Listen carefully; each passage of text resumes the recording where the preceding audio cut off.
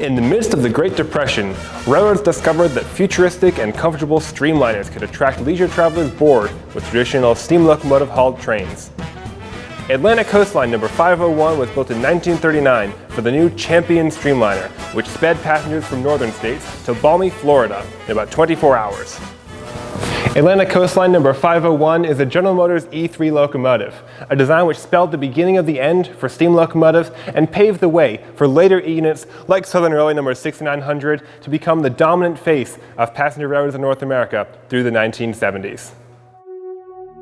On a cold, dark December 1943 night, number 501's identical twin, number 500, was involved in the deadliest train wreck in North Carolina history. A rail broke underneath the southbound Champion near Fayetteville, North Carolina, derailing the last 3 cars of the train. Nobody was seriously hurt, but the derailed cars were blocking both tracks.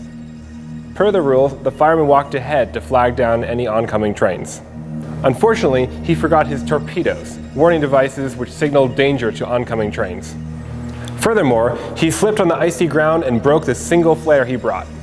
When the northbound Champion approached at 90 miles an hour, he lit his kerosene lantern and swung wildly in an attempt to signal the oncoming train. But from a cab of a locomotive like this, barreling through the night at 90 miles an hour, that kerosene lantern would have just been a blur. It was completely unnoticed.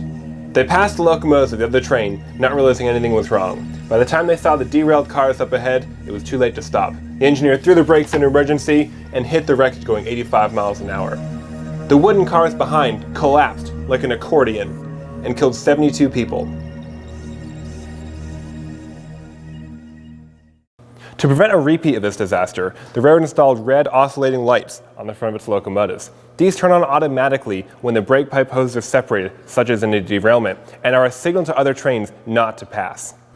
Today, when a train experiences an unexpected emergency brake application, the crew makes an announcement over the radio, warning other trains of their predicament and location to avoid a collision.